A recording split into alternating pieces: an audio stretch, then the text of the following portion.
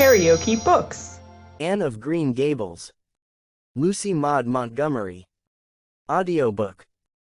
Chapter 33. The Hotel Concert. Put on your white organdy, by all means, Anne, advised Diana decidedly. They were together in the East Gable chamber. Outside it was only twilight, a lovely yellowish-green twilight with a clear blue cloudless sky. A big round moon, slowly deepening from her pallid luster into burnished silver, hung over the haunted wood. The air was full of sweet summer sounds, sleepy birds twittering, freakish breezes, faraway voices and laughter. But in Anne's room the blind was drawn and the lamp lighted, for an important toilet was being made. The East Gable was a very different place from what it had been on that night 4 years before, when Anne had felt its bareness penetrate to the marrow of her spirit with its inhospitable chill. Changes had crept in, Marilla conniving at them resignedly, until it was as sweet and dainty a nest as a young girl could desire. The velvet carpet with the pink roses and the pink silk curtains of Anne's early visions had certainly never materialized, but her dreams had kept pace with her growth, and it is not probable she lamented them. The floor was covered with a pretty matting, and the curtains that softened the high window and fluttered in the vagrant breezes were of pale green art muslin. The walls, hung not with gold and silver brocade tapestry, but with a dainty apple blossom paper, were adorned with a few good pictures given Anne by Mrs. Allen.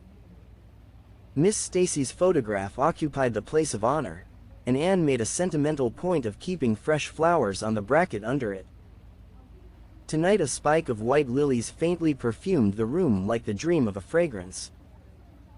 There was no mahogany furniture, but there was a white painted bookcase filled with books, a cushioned wicker rocker, a toilet table befrilled with white muslin, a quaint, gilt-framed mirror with chubby pink cupids and purple grapes painted over its arched top, that used to hang in the spare room, and a low white bed.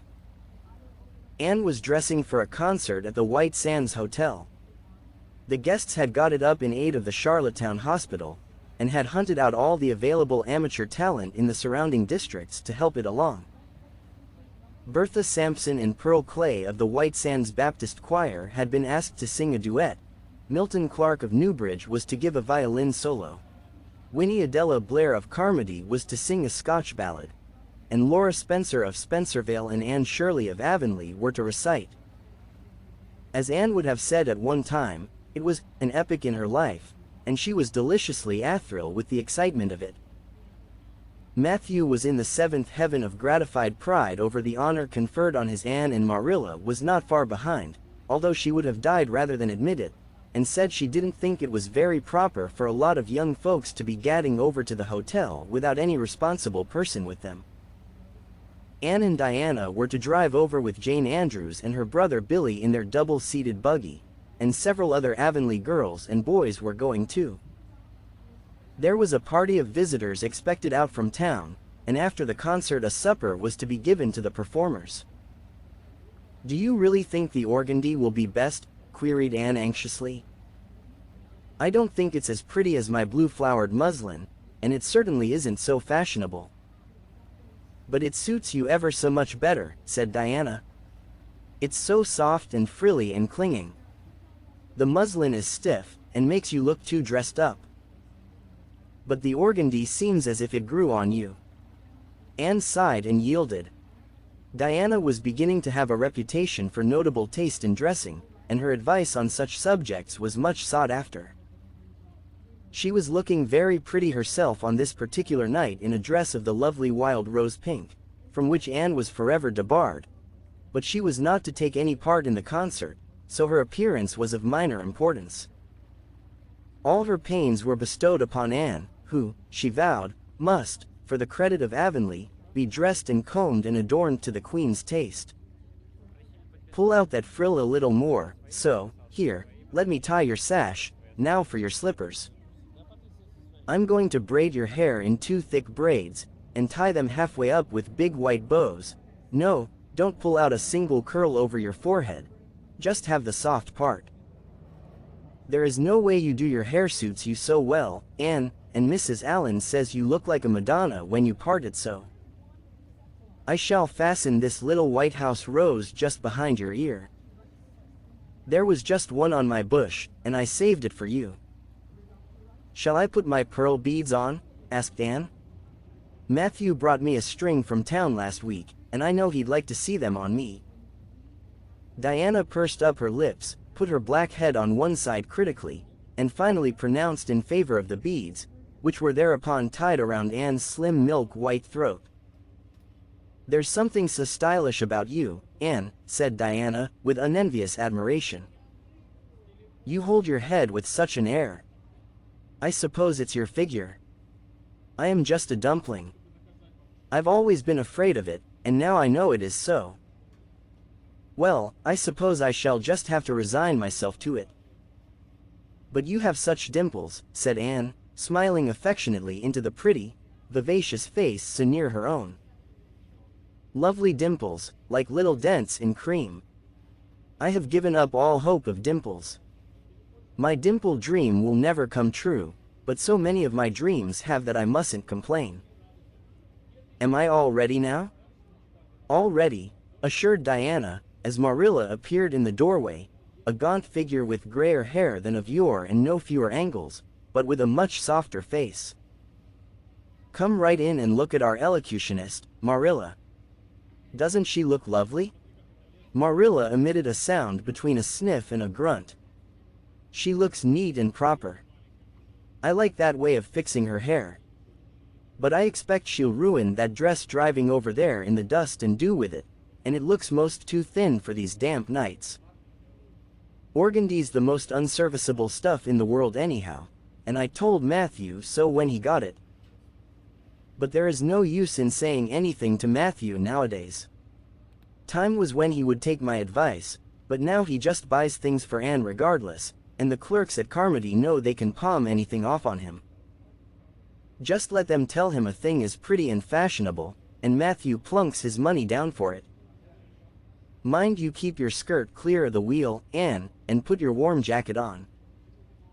Then Marilla stalked downstairs, thinking proudly how sweet Anne looked with that one moonbeam from the forehead to the crown, and regretting that she could not go to the concert herself to hear her girl recite. I wonder if it is too damp for my dress, said Anne anxiously. Not a bit of it, said Diana, pulling up the window blind. It's a perfect night, and there won't be any dew. Look at the moonlight. I'm so glad my window looks east into the sun rising, said Anne, going over to Diana. It's so splendid to see the morning coming up over those long hills and glowing through those sharp fir tops. It's new every morning, and I feel as if I washed my very soul in that bath of earliest sunshine. Oh, Diana, I love this little room so dearly. I don't know how I'll get along without it when I go to town next month. Don't speak of your going away tonight, begged Diana. I don't want to think of it, it makes me so miserable, and I do want to have a good time this evening. What are you going to recite, Anne? And are you nervous? Not a bit. I've recited so often in public I don't mind at all now. I've decided to give The Maiden's Vow. It's so pathetic. Laura Spencer is going to give a comic recitation, but I'd rather make people cry than laugh. What will you recite if they encore you? They won't dream of encoring me, scoffed Anne, who was not without her own secret hopes that they would, and already visioned herself telling Matthew all about it at the next morning's breakfast table. There are Billy and Jane now, I hear the wheels. Come on. Billy Andrews insisted that Anne should ride on the front seat with him, so she unwillingly climbed up. She would have much preferred to sit back with the girls, where she could have laughed and chattered to her heart's content. There was not much of either laughter or chatter in Billy. He was a big, fat, stolid youth of 20, with a round, expressionless face, and a painful lack of conversational gifts. But he admired Anne immensely, and was puffed up with pride over the prospect of driving to White Sands with that slim, upright figure beside him. Anne, by dint of talking over her shoulder to the girls and occasionally passing a sop of civility to Billy, who grinned and chuckled and never could think of any reply until it was too late, contrived to enjoy the drive in spite of all. It was a night for enjoyment. The road was full of buggies, all bound for the hotel, and laughter, silver clear, echoed and re-echoed along it. When they reached the hotel, it was a blaze of light from top to bottom. They were met by the ladies of the concert committee, one of whom took Anne off to the performers' dressing room, which was filled with the members of a Charlottetown symphony club, among whom Anne felt suddenly shy and frightened and countrified. Her dress, which, in the East Gable, had seemed so dainty and pretty, now seemed simple and plain, too simple and plain, she thought, among all the silks and laces that glistened and rustled around her. What were her pearl beads compared to the diamonds of the big, handsome lady near her? And how poor her one wee white rose must look beside all the hothouse flowers the others wore. Anne laid her hat and jacket away, and shrank miserably into a corner. She wished herself back in the White Room at Green Gables. It was still worse on the platform of the big concert hall of the hotel, where she presently found herself. The electric lights dazzled her eyes, the perfume and hum bewildered her. She wished she were sitting down in the audience with Diana and Jane, who seemed to be having a splendid time away at the back. She was wedged in between a stout lady in pink silk and a tall, scornful-looking girl in a white lace dress. The stout lady occasionally turned her head squarely around and surveyed Anne through her eyeglasses until Anne, acutely sensitive of being so scrutinized, felt that she must scream aloud. And the white lace girl kept talking audibly to her next neighbor about the country bumpkins and rustic belles in the audience, languidly anticipating such fun from the displays of local talent on the program. Anne believed that she would hate that white lace girl to the end of life. Unfortunately for Anne, a professional elocutionist was staying at the hotel and had consented to recite. She was a lithe, dark-eyed woman in a wonderful gown of shimmering gray stuff like woven moonbeams, with gems on her neck and in her dark hair. She had a marvelously flexible voice and wonderful power of expression. The audience went wild over her selection. Anne, forgetting all about herself and her troubles for the time, listened with rapt and shining eyes, but when the recitation ended she suddenly put her hands over her face. She could never get up and recite after that, never. Had she ever thought she could recite? Oh, if she were only back at Green Gables.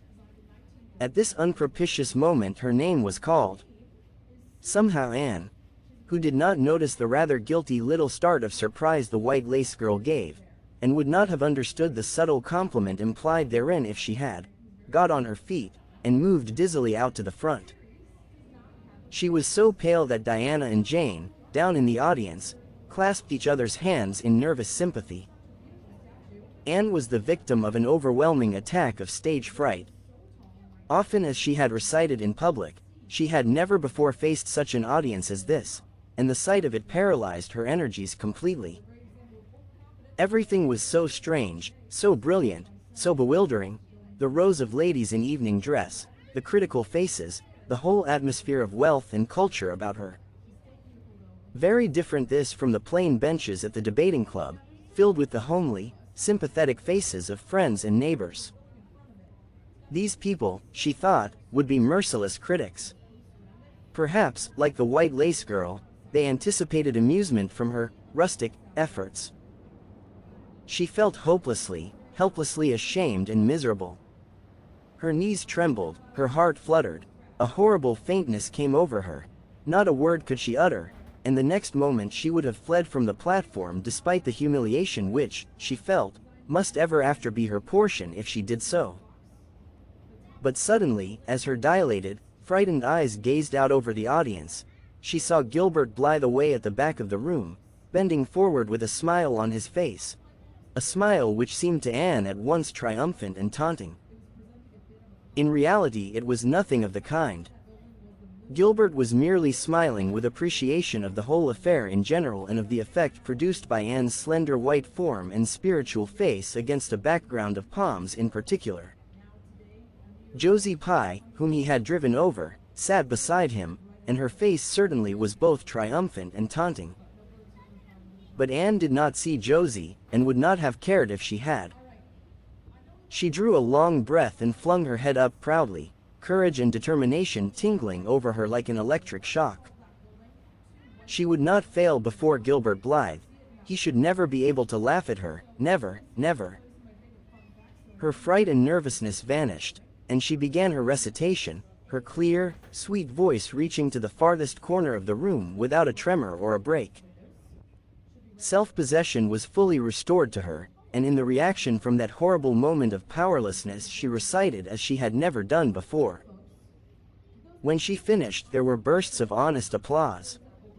Anne, stepping back to her seat, blushing with shyness and delight, found her hand vigorously clasped and shaken by the stout lady in pink silk. "My dear, you did splendidly," she puffed. "I've been crying like a baby, actually I have. They're encoring you. They're bound to have you back."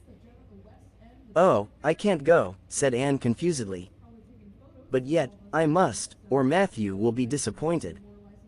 He said they would encore me." "Then don't disappoint Matthew," said the pink lady, laughing. Smiling, blushing, limpid-eyed, Anne tripped back and gave a quaint, funny little selection that captivated her audience still further. The rest of the evening was quite a little triumph for her. When the concert was over, the stout, pink lady, who was the wife of an American millionaire, took her under her wing, and introduced her to everybody, and everybody was very nice to her. The professional elocutionist, Mrs. Evans, came and chatted with her, telling her that she had a charming voice and interpreted her selections beautifully. Even the white lace girl paid her a languid little compliment. They had supper in the big, beautifully decorated dining room. Diana and Jane were invited to partake of this, also, since they had come with Anne, but Billy was nowhere to be found, having decamped in mortal fear of some such invitation. He was in waiting for them, with the team, however, when it was all over, and the three girls came merrily out into the calm, white moonshine radiance. Anne breathed deeply, and looked into the clear sky beyond the dark boughs of the firs. Oh, it was good to be out again in the purity and silence of the night. How great and still and wonderful everything was, with the murmur of the sea sounding through it and the darkling cliffs beyond like grim giants guarding enchanted coasts. "Hasn't it been a perfectly splendid time?" sighed Jane, as they drove away. "I just wish I was a rich American and could spend my summer at a hotel and wear jewels and low-necked dresses and have ice cream and chicken salad every blessed day. I'm sure it would be ever so much more fun than teaching school. Anne, your recitation was simply great, although I thought at first you were never going to begin. I think it was better than Mrs. Evans's." "Oh, no, don't say things like that, Jane," said Anne quickly, "because it sounds silly. It couldn't be better than Mrs. Evans's, you know, for she is a professional, and I'm only a schoolgirl, with a little knack of reciting. I'm quite satisfied if the people just like mine pretty well." "I've a compliment for you, Anne," said Diana. "At least I think it must be a compliment because of the tone he said it in. Part of it was anyhow. There was an American sitting behind Jane and me, such a romantic-looking man, with coal-black hair and eyes. Josie Pye says he is a distinguished artist, and that her mother's cousin in Boston is married to a man that used to go to school with him. Well, we heard him say, didn't we, Jane? Who is that girl on the platform with the splendid Titian hair? She has a face I should like to paint. There now, Anne. But what does Titian hair mean?" "Being interpreted it means plain red, I guess," laughed Anne. "Titian was a very famous artist who liked to paint red-haired women." "Did you see all the diamonds those ladies wore?" sighed Jane. "They were simply dazzling. Wouldn't you just love to be rich, girls?" "We are rich," said Anne staunchly. "Why, we have 16 years to our credit, and we're happy as queens, and we've all got imaginations, more or less." Look at that sea, girls, all silver and shadow and vision of things not seen. We couldn't enjoy its loveliness any more if we had millions of dollars and ropes of diamonds. You wouldn't change into any of those women if you could. Would you want to be that white lace girl and wear a sour look all your life, as if you'd been born turning up your nose at the world?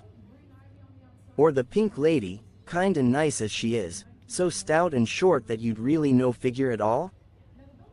Or even Mrs. Evans, with that sad, sad look in her eyes?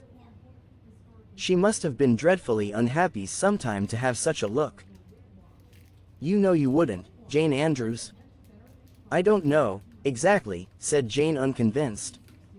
I think diamonds would comfort a person for a good deal. Well, I don't want to be anyone but myself, even if I go uncomforted by diamonds all my life, declared Anne. I'm quite content to be Anne of Green Gables, with my string of pearl beads. I know Matthew gave me as much love with them as ever went with Madame the Pink Lady's jewels. If you liked what you heard, please subscribe to the channel.